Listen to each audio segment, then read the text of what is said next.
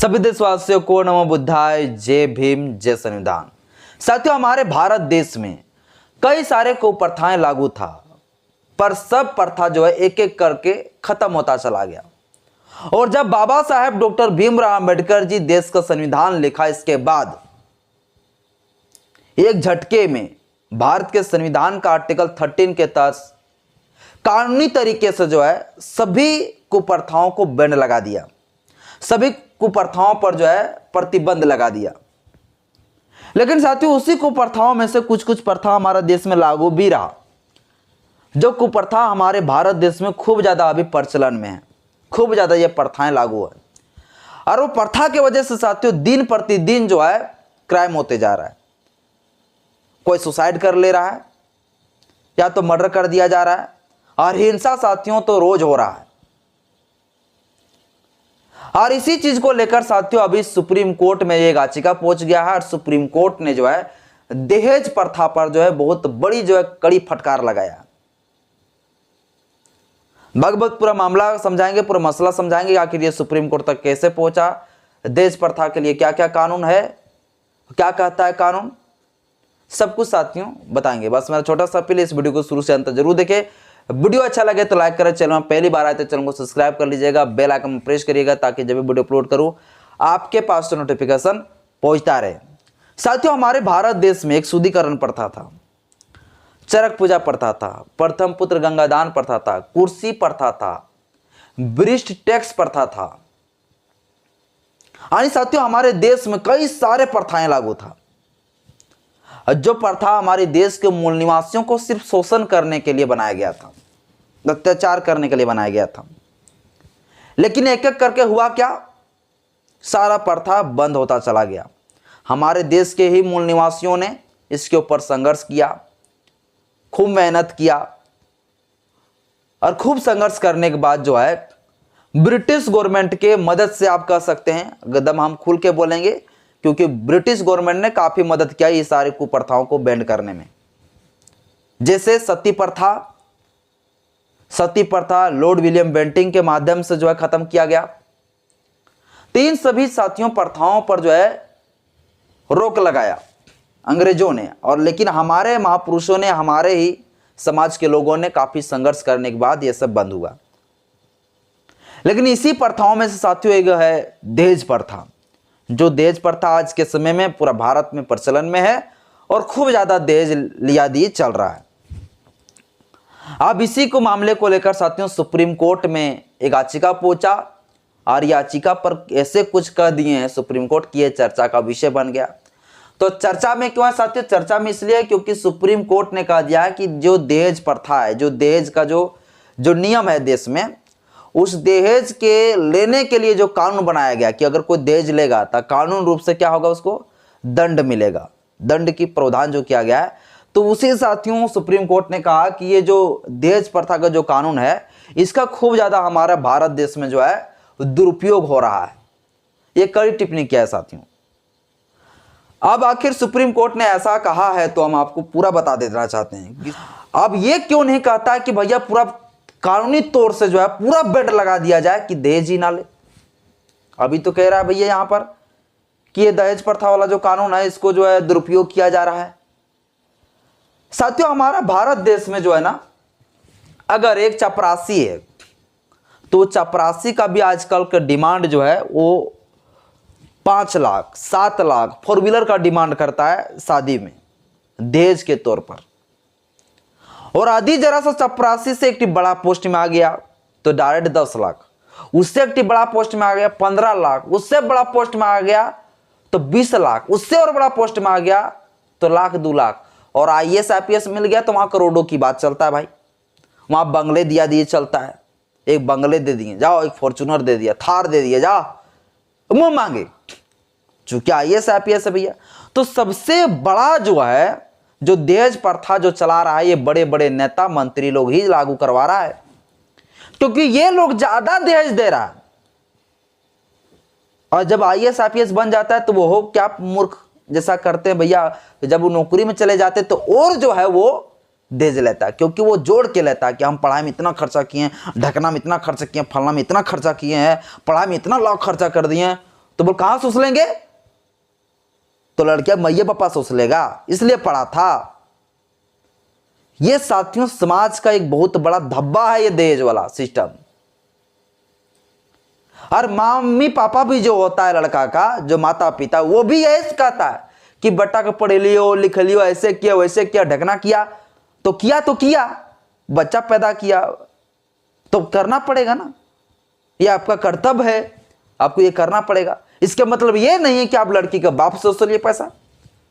अब ये देश में साथियों खूब ज्यादा ये जो है प्रथाएं लागू हो। एक लड़की पिता जो पूरा सारी संपत्ति को बेचकर किस तरह इकट्ठा करके पैसा जुटाता है दहेज देने के लिए, अपना घर की कितने सारे संपत्ति को वो गिरवी रख देते हैं, बेच देते हैं, जमीन को बेच देते हैं। ऐसा लगता है कि लड़की का बाप का कलेजा फाड़ के जो कलेजा ही दे रहा। ऐसा साथियों जो है दहेज प्रथा की वजह से लड़की के बाप को सहना पड़ता है।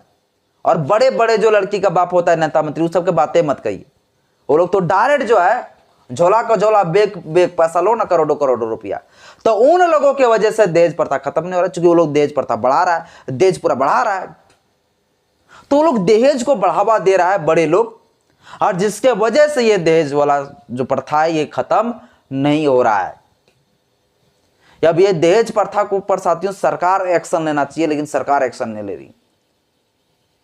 अब ये मामला साथियों पहले हम आपको बताना चाहते हैं कि मामला आखिर सुप्रीम कोर्ट तक पहुंचा कैसे। साथियों एक लड़का है जो बिहार का मूल रूप से रहने वाले है, बिहार का मूल निवासी अस्थायी निवासी है वो, जिसका नाम है साथियों अतुल सुभाष। हालांकि अब नहीं रहे ये दुनिया में, ये सुसाइड कर लिए। यह अतुल सुभाष जी का एक कहना था, इसका शादी जो हुआ है अतुल सुभाष जी का, ये शादी हुआ था उत्तर प्रदेश में। अब अतुल सुभाष की जो पत्नी है, जिस पत्नी का नाम है निकिता सिंघानिया, ये निकिता सिंघानिया जो है ये अतुल जी से कुछ दिन तक साथ में रहे, एक बच्चा वगैरह भी हुआ, लड़का है एक बच्चा इसका 4 साल का। कुछ दिन तक ठीक ठाक रहे, अपना आने के वो लड़की जो है अपना ससुराल में पति के साथ बिताए। इसके बाद इन लोगों के बीच में थोड़ा विवाद हुआ, लड़ाई झगड़ा हुआ। लड़ाई झगड़ा होने के बाद जो है लड़की जो है निकिता सिंघानिया ये अपना मैके में रहने लगी, और मैके में रहने लगी तो उसी दौरान जो है ये निकिता सिंघानिया जो है ये जो अतुल सुभाष नाम का जो शख्स है इसके ऊपर मुकदमा कर दिया, केस कर दी। केस किस मामले पर किए गए, तो 9 मामले पर साथियों 9 धारा के तहत जो है कुल मुकदमा किया गया। एक यौन उत्पीड़न के केस पर, एक दूसरा साथियों पैसे के लिए उत्पीड़न यानी पैसा ही मांग रहा होगा, दूसरा साथियों घरेलू हिंसा, इसके बाद चौथा साथियों दहेज प्रथा। ये दहेज वाला जो दहेज संहिता जो कानून है उसके तहत, तो ये दहेज वाला जो डोरी सिस्टम एक्ट जो कानून बना हुआ है उस कानून के तहत, और घरेलू हिंसा का जो कानून बना हुआ है, डोमेस्टिक वायलेंस एक्ट जो कानून बना हुआ है, पैसे के लिए जो भी मांगा जाता है जो आईपीसी के तहत मुकदमा होता है, यौन उत्पीड़न का जो मामला है, ये साथियों कुल ही मिलाकर जो है 9 सेक्शन के तहत इसके ऊपर मुकदमा किया गया।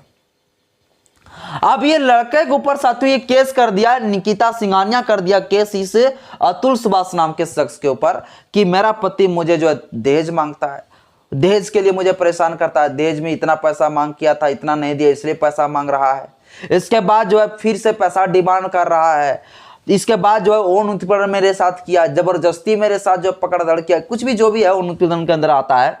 घरेलू हिंसा के अंदर कौन कौन आते हैं, यानी कि लड़का का जो है, एक तो लड़का का मम्मी पापा जो इसका रिलेशन में है वो सारे लोग घरेलू हिंसा के अंतर्गत आ जाते हैं।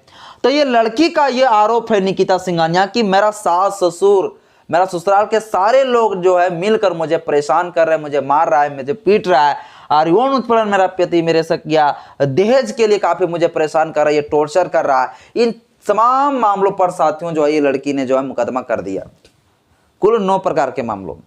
अब ये जो मामला पर जब केस हो गया, इसके बाद ये मामला जब चला गया कोर्ट, जब स्थानीय कोर्ट गया तो स्थानीय कोर्ट जाने के बाद जो है वहां की जो जस्टिस थे, वो जस्टिस भी जो है जो लड़का का कहना था, जो अतुल सुभाष जी का कहना था, उनके पक्ष में जो है जस्टिस साहब ने कुछ भी तर्क नहीं दिया। इसी को लेकर साथियों अतुल सुभाष जी जो है क्या किए, एक वीडियो बनाया, और वीडियो बनाकर जो है ये अपनी कुछ जो भी इसके साथ घटना घटा, जो भी इनके साथ हो रहा था वो पूरा घटना के बारे में जिक्र किया, ये सुसाइड कर लिया। अब ये सुसाइड कर लिया तो सुसाइड के दौरान जो है 24 पन्ने का जो है अपना पूरा जो वो सुसाइड कर रहे थे सुसाइड नोट छोड़ के चला गया, और उसमें सारा कुछ जो है लिख के चला गया कि मैं किसके वजह से जान दे रहा हूं, मैं किसके वजह से मैं परेशान था, मैं किस लिए सुसाइड कर रहा हूं। ये सारे कुछ जो है उस सुसाइड नोट में पूरा, ये 24 पन्ने का सुसाइड नोट्स में पूरा कुछ सारा कुछ ये पूरा लिख दिया। अब वो लेकर साथियों वो सुसाइड नोट खूब ज्यादा अभी चर्चा में है, सुसाइड नोट खूब ज्यादा अभी पूरा वायरल चल रहा है। और ये लड़का का मेन तौर पर साथियों ये कहना है कि मुझे दहेज का ये जो कानून है, जो घरेलू हिंसा का जो कानून है, इस कानून के वजह से जो है मुझे मरना पड़ रहा है और मुझे सुसाइड करना पड़ा, क्योंकि ये कानून मुझे बहुत सता रहा है। और ये कानून नहीं सता रहा है बल्कि ये कानून को लागू कराने वाला जो लड़की है, जो लड़कियां जो झूठ मूठ का जो है मेरे ऊपर ये मुकदमा लाद दिया है, और जिसके वजह से मैं आज परेशान होकर मैं सुसाइड कर रहा हूँ। सारे जो केस है ये केस इनके ऊपर लाद दिए गए थे। अब ये केस जब लाद दिया गया तो ये परेशान होकर साथियों अब इसको जेल जाना ही पड़ता, तो अंत में जाके ये सुसाइड कर लिया। अब साथियों मैं आपको थोड़ा सा बता देना चाहता हूँ कि हमारे देश में जो है दहेज प्रथा के लिए, दहेज के लिए कौन कौन से नियम और कानून बना हुआ है दहेज को रोकने के लिए, घरेलू हिंसा को रोकने के लिए। तो साथियों हमारे देश में जो है इसको लेकर कई सारे जो है कानून बना हुआ है। जैसे कानून साथियों बना हुआ है दहेज निषेध अधिनियम 1961। दहेज निषेध अधिनियम साथियों 1961 में कानून बना, डोरी एक्ट इसको हम कह सकते हैं। 1961 ये कानून बना साथियों, जिसका मुख्य उद्देश्य ये है, जिसका धारा 3 में ये उल्लेख लिखा गया है, कहा गया है धारा 3 में कि अगर कोई व्यक्ति अगर दहेज लेता है या तो फिर कोई व्यक्ति अगर दहेज देता है, यानी लेने वाला भी और देने वाला, ये दोनों दोषी अगर पाया जाता है तो उससे व्यक्ति को जो है तत्काल ही उसे क्या होगा, गिरफ्तार किए जाएंगे, उसे जेल की सजा होगी, यानी कि उसे कारावास की सजा सुनाया गया। ये साथियों प्रावधान किया गया है, ये जो है दहेज निषेध अधिनियम की धारा 3 में जो ये कानून बना, किस लिए बना, ताकि दहेज जो है प्रथा ये रुक सके, दहेज प्रथा ये बैंड हो सके। लेकिन कोई भी कानून हमारे देश में लागू होता है, बनता है, तो वो कानून को लागू सरकार नहीं करा पाता है।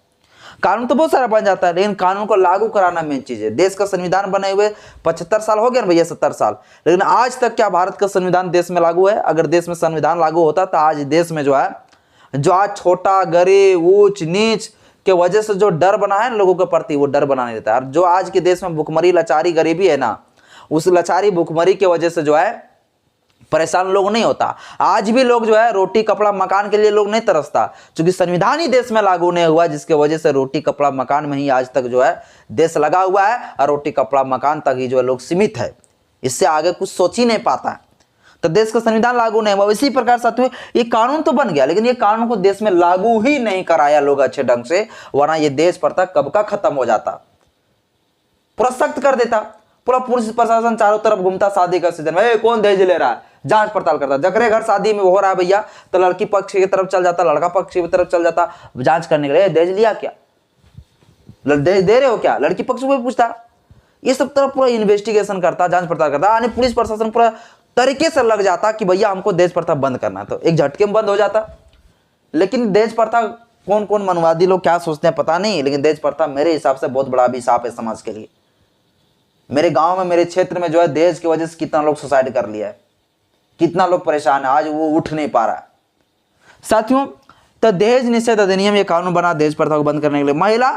घरेलू महिला संरक्षण अधिनियम भी कानून बनाया गया। घरेलू महिला संरक्षण अधिनियम का जो कानून है ये कहता है कि अगर एक महिला को, अगर उसके सास ससुर या उनके परिवार के कोई भी लोग अगर उसको किसी तरह से जो है उनके साथ दुर्व्यवहार करता है, मारपीट करता है, उनको शोषण करता है, अधिकारों से वंचित करता है, तो इस चीज़ों को साथियों रखा गया है घरेलू हिंसा अधिनियम के तहत इसको सजा की प्रावधान किया गया। जो ये साथियों कानून जो बना है 2005 में बना, ये कानून का मुख्य उद्देश्य था। इसके बाद साथियों आईपीसी का जो कानून है, जिसको 498 का जो ये आईपीसी है, ये 498 आईपीसी को जो है ये दहेज निषेध वाला में, दहेज प्रथा वाला में जो है इसे मर्ज कर दिया गया।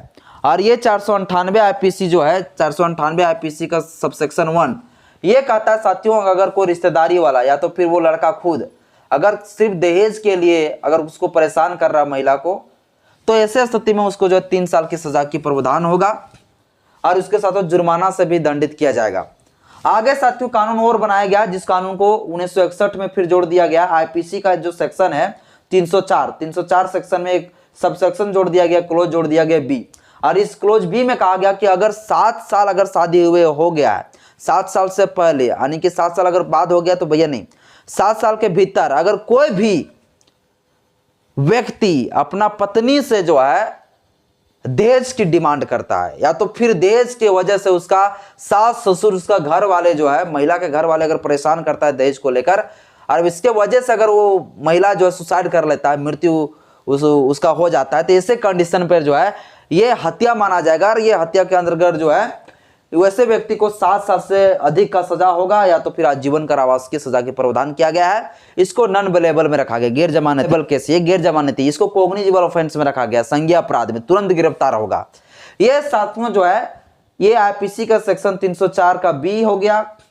इसके बाद दहेज निषेध अधिनियम हो गया, घरेलू महिला संरक्षण अधिनियम हो गया, आईपीसी का सेक्शन 498 हो गया। इतना सारा साथियों जो है ये दहेज प्रथा को बंद करने के लिए कानून बनाया गया, लेकिन आज तक हुआ क्या बंद? नहीं हुआ। और जीवन में मुझे नहीं लगता कि ये सरकार लोग बंद करा पाएगा, क्योंकि सरकार ही ऐसा बना हुआ है, ये लोग खुद जो है तिलक दहेज बढ़ाता है, तो दहेज प्रथा कैसे बंद होगा? बाकी साथियों इस विषय पर आप क्या सोचते हैं मुझे कमेंट बॉक्स में अपना राय जरूर दीजिएगा। आज की इस वीडियो में इतना ही। वीडियो अच्छा लगे तो लाइक करें, चैनल में पहली बार आए चैनल को सब्सक्राइब कर लीजिएगा, बेल आइकन प्रेस करें ताकि जब भी वीडियो अपलोड करूँ आपके पास नोटिफिकेशन पहुंचता रहे। जय भीम, जय संविधान, जय विज्ञान, जोहार।